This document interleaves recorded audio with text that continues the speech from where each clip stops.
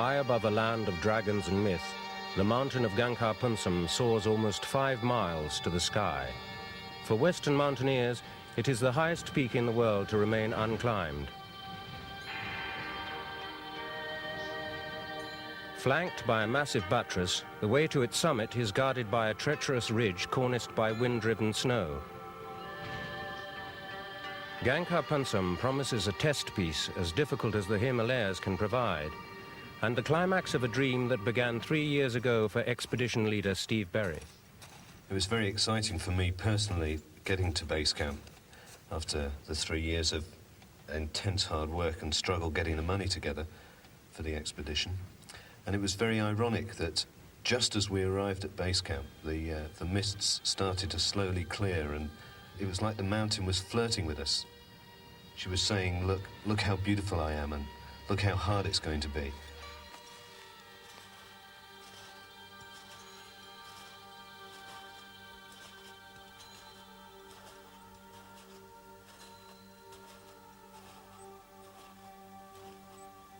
The international team he leads is a forceful one, in which individual prowess has been strengthened by years of shared experience together in the world's mountain ranges. Among them, Jeff Jackson, like most of the expedition's members, gained his first taste of the Himalayas with Steve Berry on the giant Cho Oyu. From North America, Jeff won his mountaineering experience the hard way, on the rock and ice pinnacles of Alaska. Jeanette Harrison's fascination with the problems of medicine at high altitude led her first to Colorado, where she studied with the world's leading authorities, and now to the Himalayas as the expedition's doctor. Steve Findlay works with maladjusted children, and the temperament that suits him for this is reflected in the style of his climbing, power exercised with a fine sensitivity.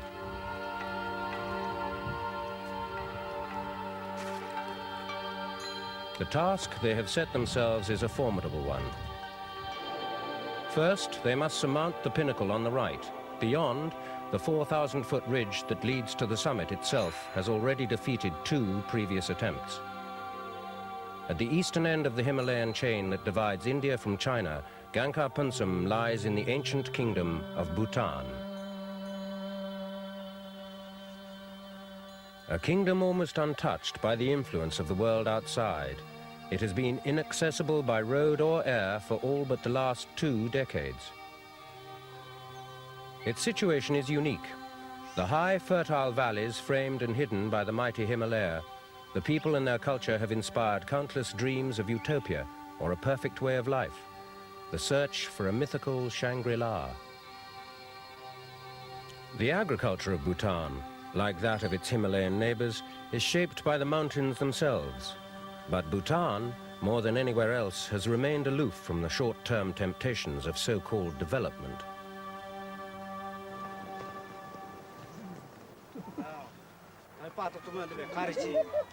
Archery is the kingdom's national sport, a tradition that dates from the 15th century, when invading Tibetans and Mongols from the north were driven back by Bhutanese warriors on the frozen battlefields of the high border valleys.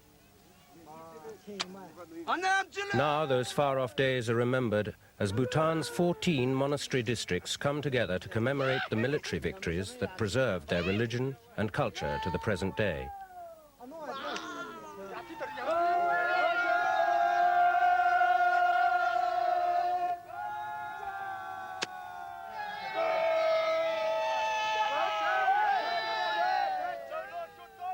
At each end of the field, competing teams score points by hitting their opponent's target. The defending team attempts to stop the metal-tipped arrows finding their marks by invoking the spirits with chants and flags. A winning arrow calls not just for celebration, but for thanks to the spirits for their favors.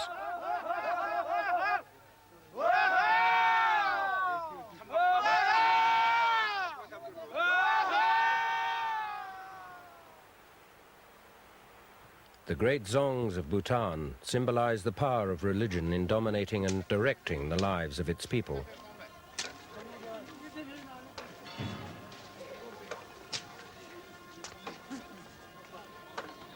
It is here in these monastery fortresses that the Bhutanese architectural tradition finds its highest expression, a tradition that began in the 8th century when Tantric Buddhism was first established in Bhutan by Guru Rinpoche, the second Buddha.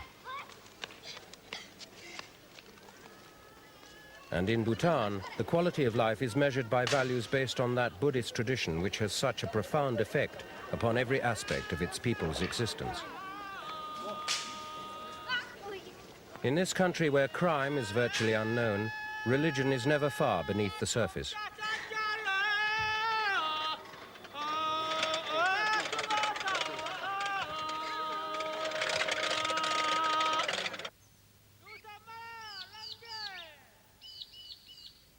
"3,000 feet above the Paro Valley is the most outstanding of Bhutan's architectural achievements, Taktsang Dzong.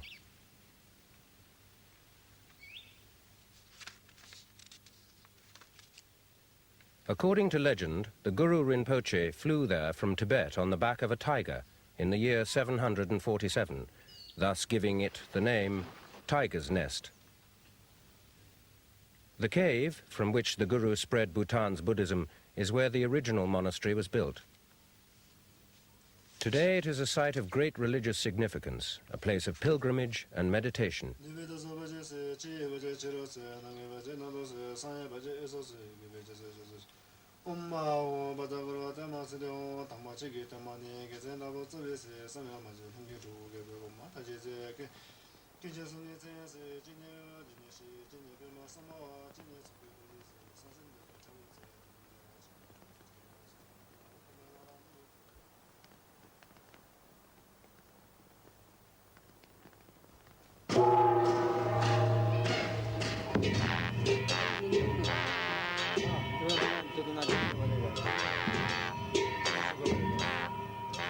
Many festivals are celebrated in Bhutan, where dances are performed by monks and laymen alike.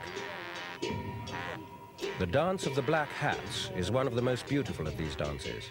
It commemorates the slaying of the Tibetan king Langdama, persecutor of Buddhism, in the year 842. His assassin was a monk who hid his bow and arrows within the folds of his long sleeves.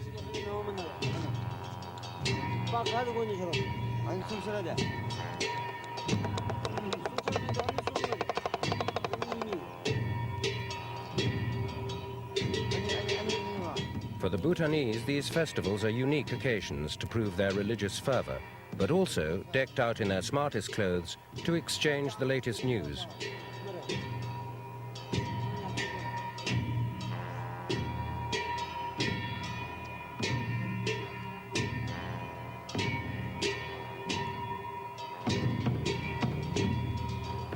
The Dance of the Judgment of the Dead shows the characters whom every Bhutanese will meet after his death, and teaches him not to fear them. It shows the importance of good or bad deeds in earthly life, or karma, on which rebirth with a good or bad destiny depends.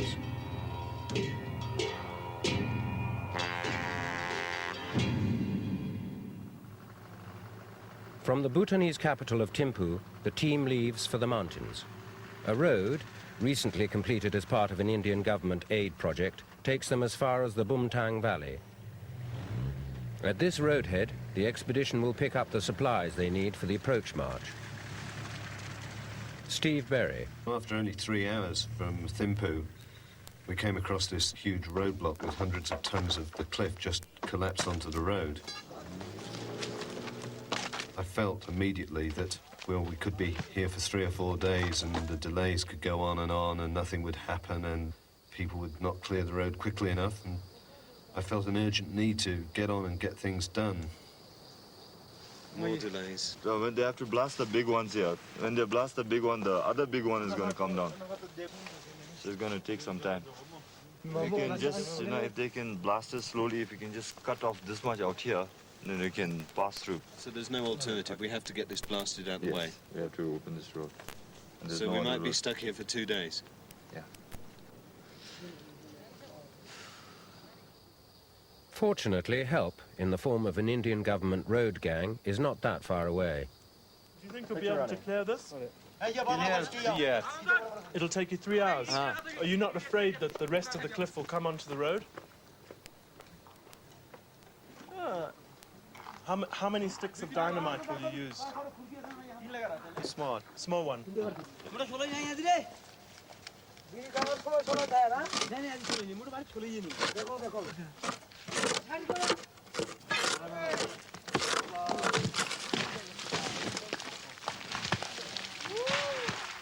In a country where motor vehicles are a novelty, the use of dynamite to keep roads open promises a spectacle worth waiting for.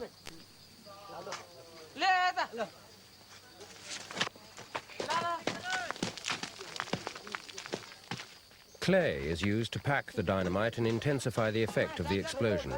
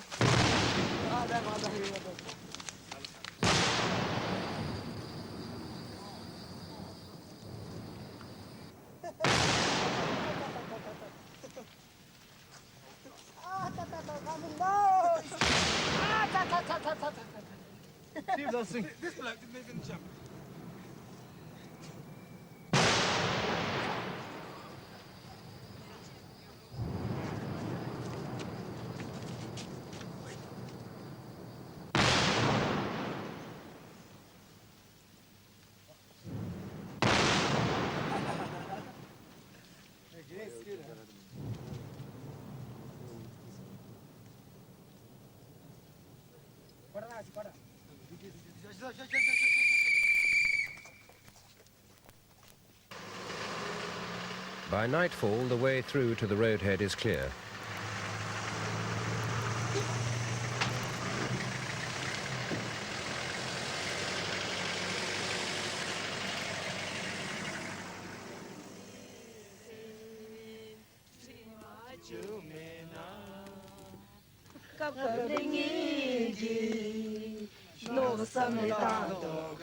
Jeanette Harrison. After such a long, hard day, 6 hours of blasting the landslide, it's such a relief to at last arrive at Bumtang to meet with the Bhutanese guides and Yeshe, our climbing guide. We were struck by how open and friendly they were, always singing, always happy and jolly. We were to take about 20 local Bhutanese people up to base camp with us, some of them as our kitchen staff to cook for us, and some to drive the yaks that will be carrying our gear.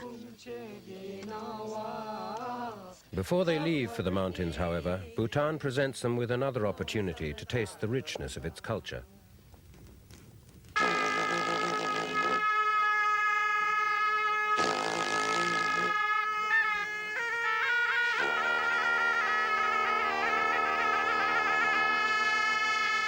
The head lama of the great monastery fortress Bayakar Zong presides over a 4-day festival of blessing.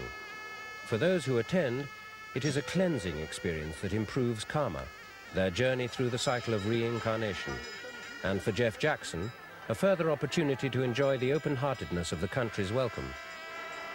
I've always been interested in Buddhism, and this whole country is sort of pulled together into one basic thought.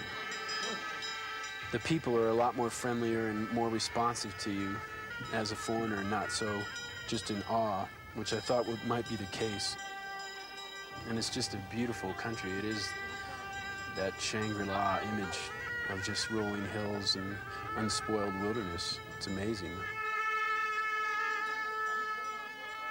It's fantastic just to talk to these people and go gambling with them and play their games of chance and things, and it's all in good fun. They seem to really enjoy having us here as visitors, and I feel extremely comfortable here. I don't feel out of place, or I'm just ready to get up into the hills and start walking around. You know, I feel fantastic just being able to see it all.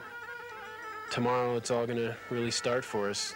Go catch up with our horses, load our gear on, and start the walk in towards the mountain.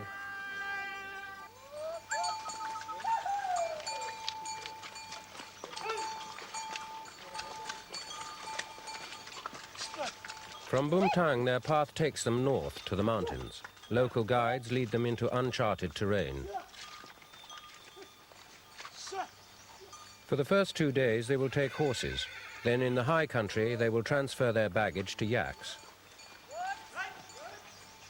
Steve Berry. We left Bumtang on the 16th of September with 61 horses carrying all our equipment. And this is actually the best time of the trip for me. I enjoy the walk-in more than anything else. It's a time when I can forget about all the organisational problems and just enjoy the beautiful countryside. For Jeanette, the walk-in is a chance to weigh up the medical problems the team may face. As the medical officer on the expedition, it was a time when I was most worried that people were going to be struck down with diarrhoea, any of the tropical illnesses that were likely to afflict them, as well as problems of altitude. We were lucky on the trip in that everybody remained pretty healthy, including the Bhutanese. When we were in India, we had this really old freeze-dried meal and got incredibly sick. Anything? That'll go pretty quick. Got fig and ginger cakes. We're not going to break all. Steve Monks has just completed a solo ascent of the infamous north wall of the Eiger. The contrast between the clockwork precision of Switzerland and the unmapped isolation of Bhutan is extreme.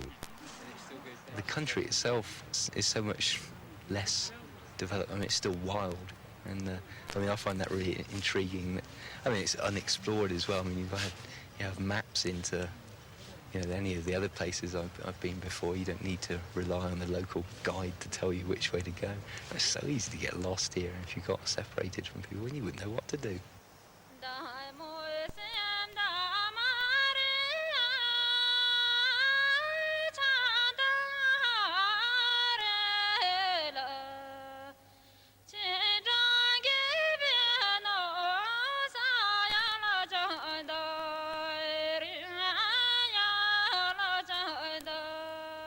Harry Macaulay will put organisational skills to work as base camp manager. For him, the lure of the unknown is irresistible. Ever since I was a young boy, I've always been enthralled by faraway places where other people have never been. Where you can push yourself to limits, where you've got the elements against you and you've got all the other factors which you get in risk sports. It's very hard to describe to anybody what it's like to actually live in that sort of environment all the time. The scale of everything is just mind-blowing. It makes everything that you've ever come across before seem minuscule.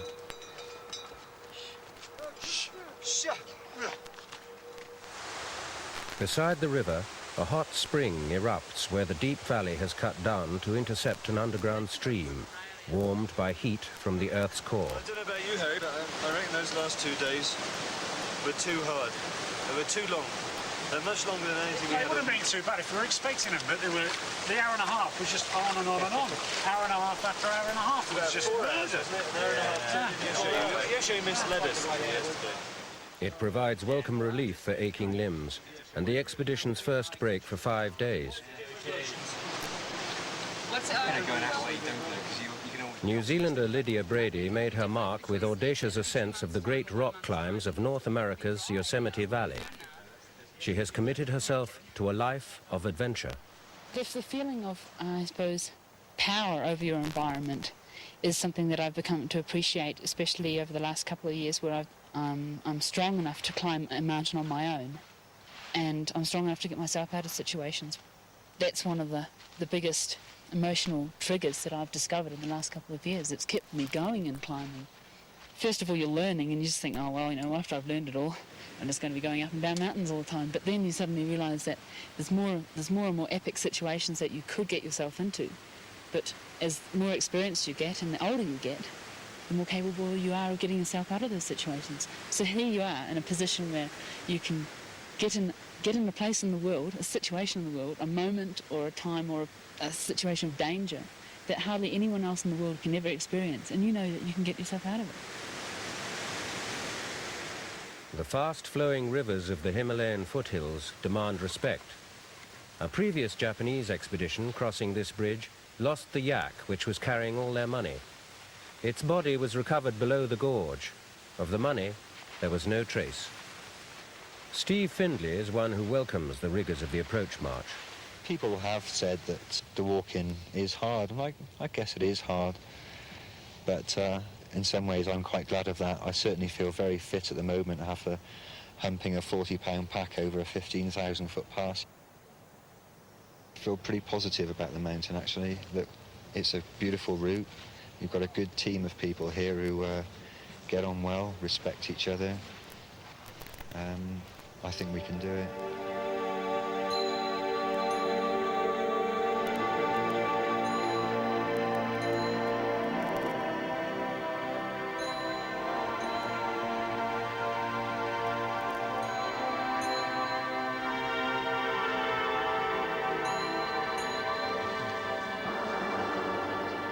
On the 7th day after leaving Bumtang, they get the first sight of their objective. I would like to have done an alpine ascent, but due to the structure of the mountain and of the team, I don't think it's going to be possible. So I think we're going to have to compromise by putting up camps 1 and 2, and then a small team, 2 or 3 people going for the summit from there. I'd like to be one of those people. I very much like to get to the summit of this mountain. The ridge carries on down slightly left. I think we'll have to do it. Yeah, I'm sure it goes way down left. So we're looking almost at it from the outside. southeast, really. Yeah. We might have to do it alpine, fairly alpine style from camp 2 or 3. Yeah. But the Japs couldn't fit in at Camp 3, could they? 2 days will pass before they reach the mountain, but already a new sense of commitment is felt by the team. Jeff Jackson. This is my Olympics. This is my thing, you know, to go.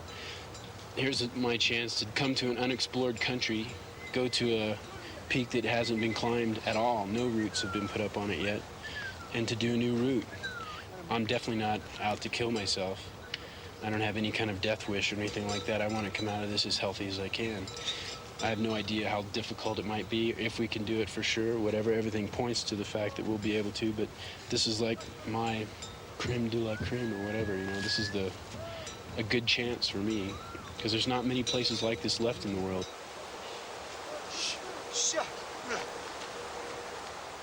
Jeanette Harrison. Bhutan was a big chance for me because it was my first chance to go on a real big climbing expedition.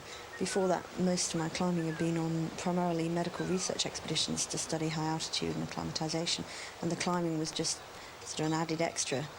But this one was going to be just climbing, and a big mountain at that, a mountain that had never been climbed before.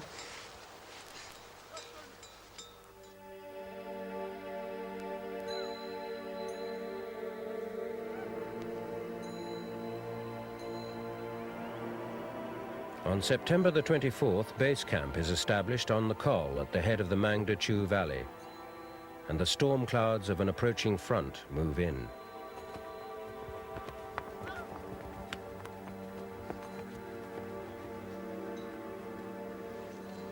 Here, the yak herders unload supplies and equipment to leave before snowfall hampers their return to Bumtang.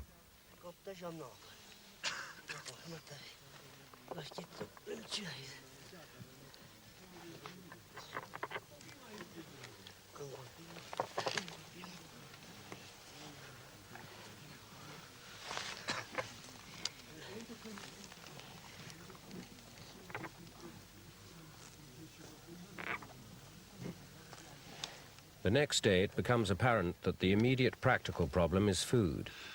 The Bhutanese government has supplied rations sufficient for only 4 days. If the staff are to eat, they have no alternative. They must slaughter one of the yaks that has helped them get here.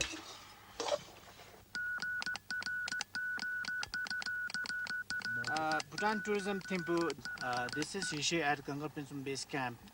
Okay, I'm here to report that the British Bhutan Expedition to Mount Gangar Pinsum has established its base camp at 5,050 meters. At the moment, the climbers are shifting the equipment to the advanced base camp.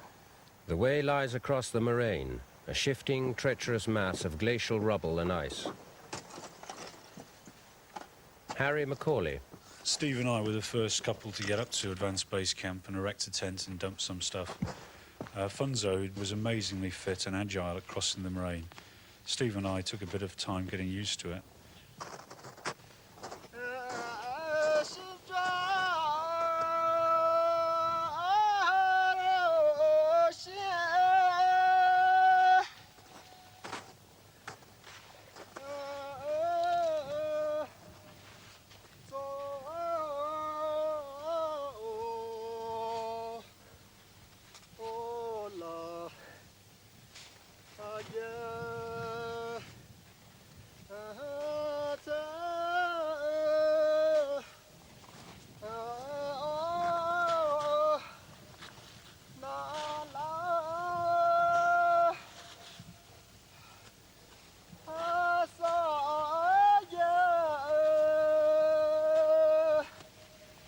Within 4 days of reaching the mountain, the team established their advanced base camp at 17,500 feet.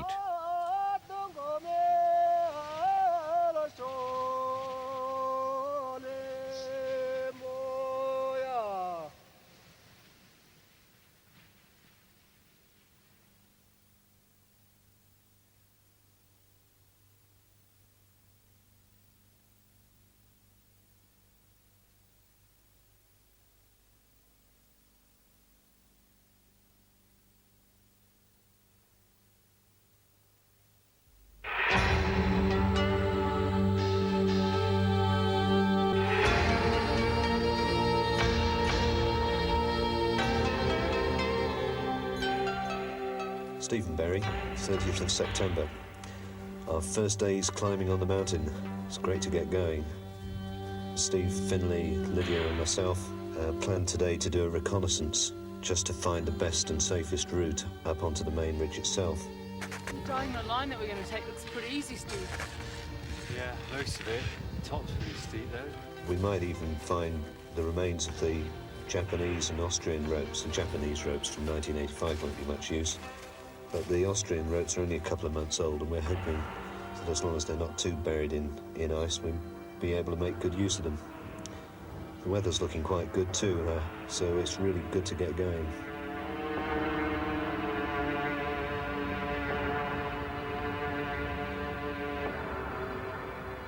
The first attempt on Gangkhar Punsam was by the Japanese in 1985. Fixing ropes up the mountain, they followed an obvious gully and the ridge above until illness and bad weather overtook them. The Austrian team took a different line. They were stopped by the heavy snowfall of the advancing monsoon. So we then came back across this face. Back at Advanced Base Camp, known as ABC, Steve Berry and the reconnaissance party report to the rest of the team. I mean, we all felt the same, that we didn't want to go up the Jap route because of the Serac threatening the lower half of it. And so we eventually decided to go up that diagonal ramp that you can see there. Yeah. And we've put a load of food and a tent and gear on top of that big rock you can see. And then there's some Jap fixed rope which is mostly buried. Do you reckon it'd be much of a job to get it out? Yeah. You might pull pretty hard on it and not much happen. Well, I think digging. the way you guys went is a lot better than either one of those other lines. It's the safest line. Yeah, it's the most direct up there, too, I it reckon it's seems. the best line, yeah. It's funny. Because that Austrian route, it looks like they must have gone lower than us, I would think. Yeah. And then they just cut in the Jap gully real early. Yeah. It's very steep. Well, what are we going to do tomorrow? That's the important thing to decide, really, isn't it? How we're all here. I think Lydia and myself should go up really and pick up the gear that we've done to the top of the ramp and then take off up to Camp 1 and get Camp 1 established. I think that's the most obvious thing to do. The line taken by the Japanese is at constant risk of avalanche. Steve Berry proposes an alternative route to Camp 1. If they can find a way up the face to the left, they can rejoin the ridge above the ice cliffs which threaten the gully. It's a steeper line, but it must be safer. Steve Berry, 1st of October. Today will be the first attempt at our climb towards Camp 1. Steve and Lydia seem to be pairing up as a climbing team and look as though they're going very well together. Very strong and fit. At last, the real climbing begins. For Steve Findlay, the mind is freed to focus at a deeper level. The lure of the big mountains, the view from something like 22,000 feet is indescribable. It gives you a sense of smallness. The fragility of human life really comes to the fore on a big mountain. There always is the chance of dying on one of these big things, but the dying for me isn't too frightening. I'm not really scared for myself, but scared for my family more. Lydia's a very strong lady. She's intensely passionate about climbing. That's all she wants to do, really. I think Lydia's going to be one of the strong climbers on the mountain. I've decided that I'm a climber. And one of the reasons why I want to go up on this mountain is because it makes you feel special and unusual. Even mellow little mountains where you don't even need to have a rope or something like that, they can make you feel really special because there aren't too many people around you and you're seeing views that not many people in the world will ever see. A short traverse leads to the foot of the ramp.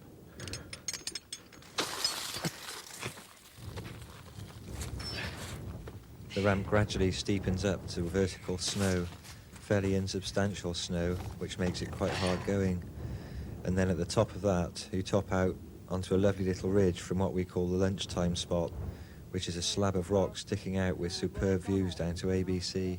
And Jeanette and Jeff were just sitting there having a rest day because Jeanette's had 6 days in a row. It was wild. I like to sit in a spot and look around and just imagine myself in these mountains that I can see around me, but in this tiny little circle that was called Bhutan on the map of the world. That's neat because not too many people have been there. It's great being up there. It was a crystal clear day. You could see Chumulhari in the distance, and I think I could see Kanchenjunga. It must be hundreds of miles away. A great spot. Already they are ahead of schedule. The day's work takes them to a high point 2,000 feet above Advanced Base Camp. We had to go right to the top of the ramp because I was crossing some snow. It was really deep, avalanche-prone snow. Nasty stuff. Yeah, it was really nasty. It was desperate snow plotting. So we fixed some rope just around the bottom, and we didn't fix any more as we went up. We climbed up the top of the ramp, and then Steve Finlay did a really hard lead. Yeah, sure. It's really good. It's good to get on the mountain, though. It's really good to get a bit established on it. Yeah, we've got up to halfway up to Camp 1, and we've got an easy... Yeah, probably more. And then it looks pretty easy now up to Camp 1, up the ridge. And the first time I went up there, it was a bit of a scare, actually. I pulled round the corner on some old ropes, and the rope disappeared into the ice, and I couldn't see the rope coming out again, so I didn't know whether to pull on the rope or what. Pretty scary moment. There was about a 3,000-foot drop below me.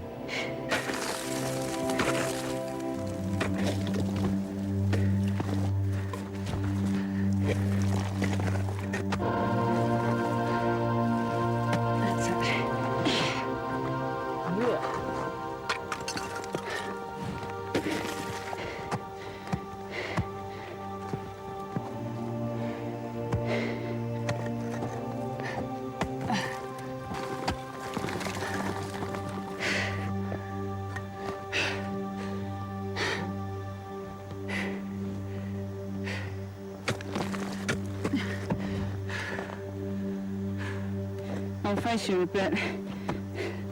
I'm just a bit grip here. Now I know that I'm committed my life to going away on lots of adventures and lots of different things, where life is so extreme and you're always wearing long johns and you're always wearing a smelly dark blue top and things like that. I find I really value being able to come home and put some nice clothes on, especially dresses, and do things like learn how to sew and cook. I mean, I get really domestic. It's really sickening.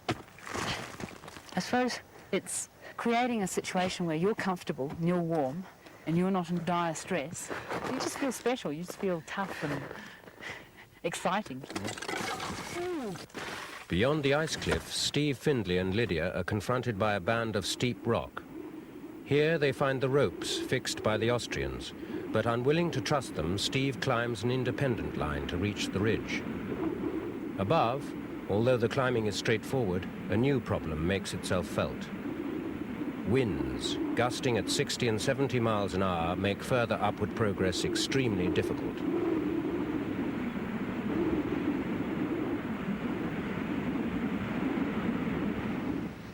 Camp 1 is finally fixed on the 3rd of October at an altitude of 20,500 feet.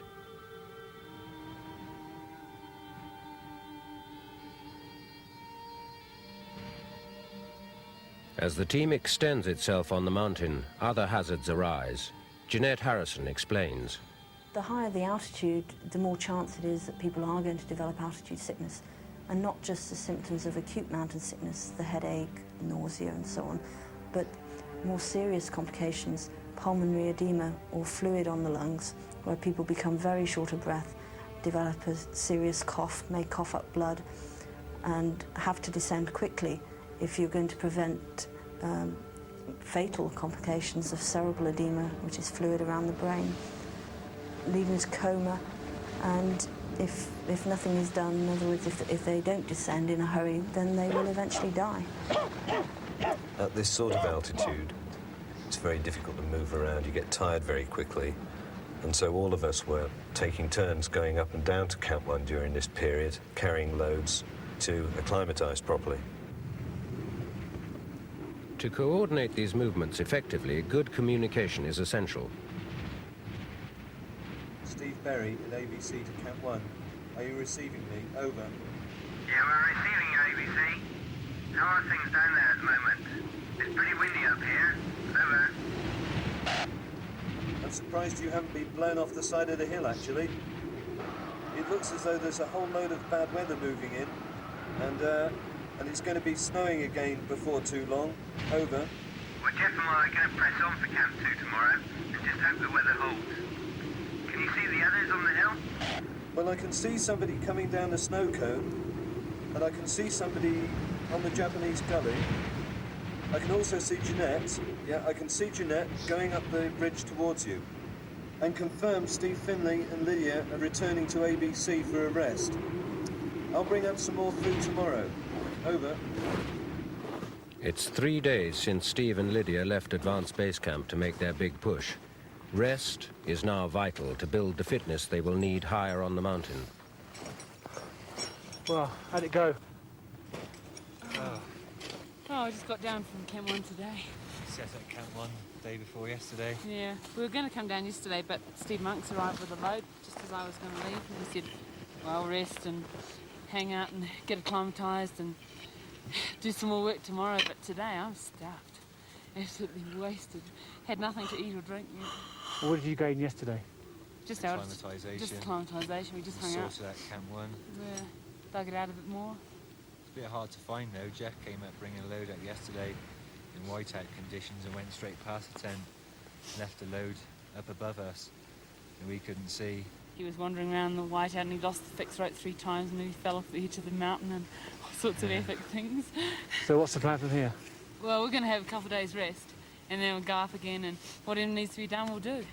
Get right on. By then, people should have Camp 2 fixed up, I think and people should have checked out the Dinosaur Ridge, and maybe we can think about going for it in a few days' time.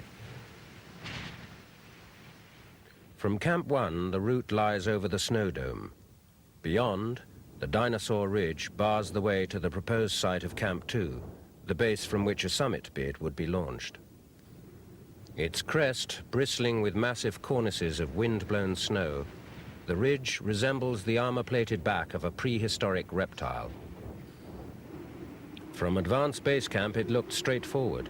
At Camp 1, Jeff Jackson and Jeanette Harrison take up the story. It's the morning of the 15th. Really blowing a gale outside right now. Jeanette's all kitted out. I don't know, she seems more anxious than the rest of us to get out in this weather. It's This really is blowing Jeanette Harrison, hard out there. evening of the 15th of October from Camp 1. Today was horrendous weather, too windy really to go up on the ridge, so Steve and Jeff had a rest day. I went down to pick up a load of food that Harry had left. Jeff Jackson here again, still at Camp 1. Today's the 17th. Jeanette and I just got back to completely knackered. Horrible day out on the ridge. It was initially pretty nice getting up there. It seemed like we were going to be able to do it, no problem. As soon as we hit the beginning of the ridge, going to Camp 2, very cold, constant winds. We just decided that we weren't going to make it to Camp 2 in this kind of weather, so we were going to turn back. Immediately when we turned back, it must have been 60 mile an hour constant winds. Jeanette Harrison from Camp 1. Well, things didn't go quite as well as expected today.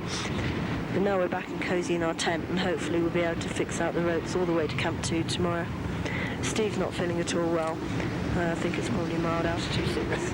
He started on the Diamox, so hopefully that will do the trick. I'm completely Just have to see how we're wasted right now, and I think Jeanette is as well, and there's a good chance that we're going to have a rest day tomorrow.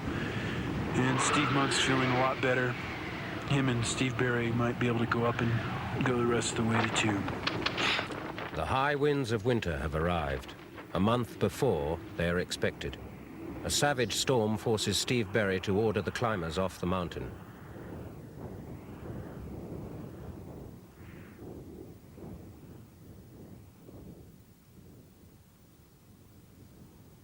At Advanced Base Camp, it is very frustrating for the climbers who have so nearly secured Camp 2. There is only a brief period between the monsoon and the winter when the mountain can be climbed. The thought that winter could come early and close that opportunity is a depressing one. They are aware, too, that the yak train bringing vital supplies to base camp could be delayed by snow blocking the passes below. In total isolation, there is nothing to do but play a waiting game. Hi, it's Harry McCauley here, located at Advanced Base Camp. It's the 7th of October, about 3:30 p.m. It's the second day of the snowstorm. We're all a bit pissed off with it, obviously. We'd like to have gone on with the climbing. There's 9 people now at Advanced Base Camp. We're getting a bit worried because we've done a check on the food supply, and if we all stay up here, we're just going to eat away at our mountain supplies. So we've decided to make a tactical withdrawal from the mountain until conditions get better on the mountain. This is Harry McCauley for BBC News. Advanced Base Camp, King Concern.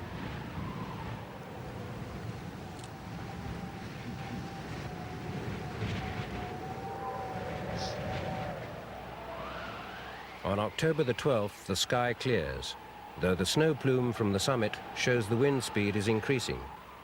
Winter has arrived. Back on the mountain, Camp 2 is at last established. The way to the summit is open. But for how long?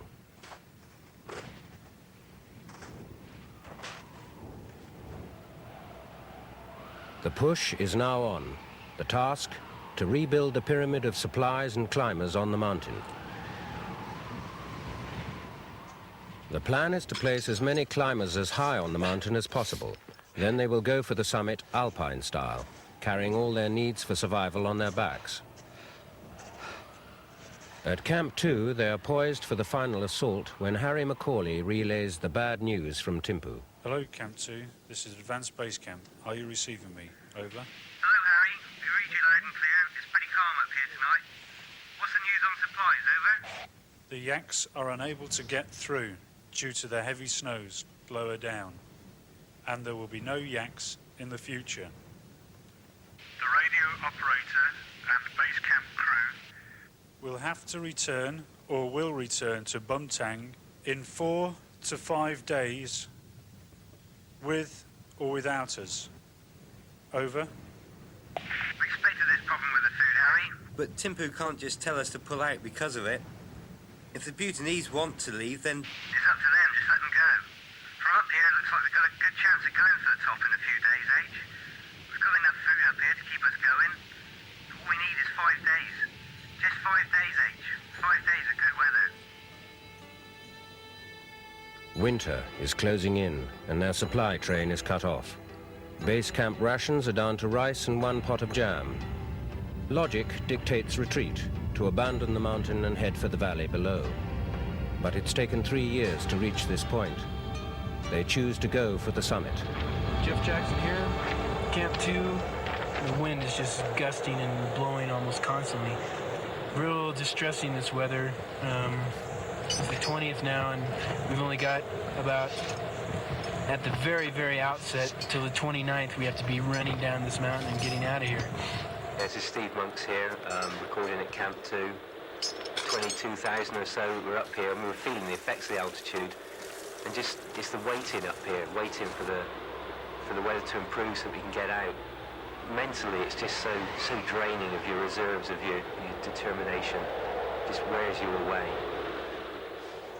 I'm up here by myself now.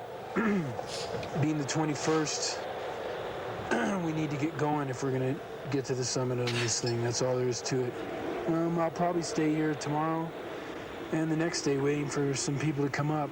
Now, whether the weather's too bad down there or what, I don't know. And all we need to do is climb about a few hundred more feet, and then we can make a go for the summit. But it's hard when you get close to the end of a climb like this. I mean, so many things have to come together for it to happen. And more and more, I'm getting more discouraged and not thinking that it's going to come about. Just have to wait and see. I figured 2 days of waiting, and it's over.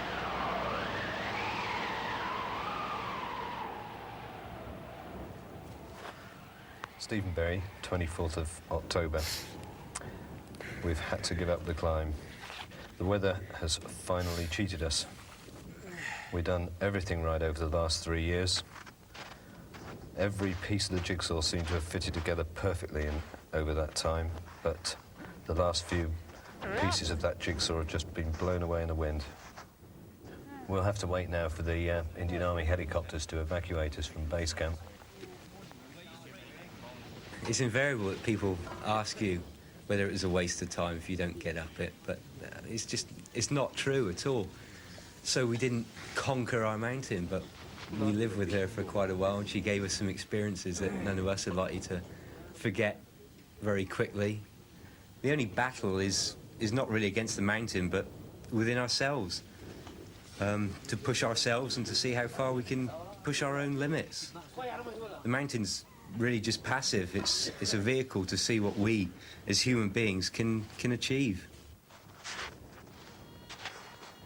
By the end of October, supplies are totally exhausted, and with their retreat through the valleys cut off, they have no alternative but to return to base camp and await their evacuation by the Indian Army.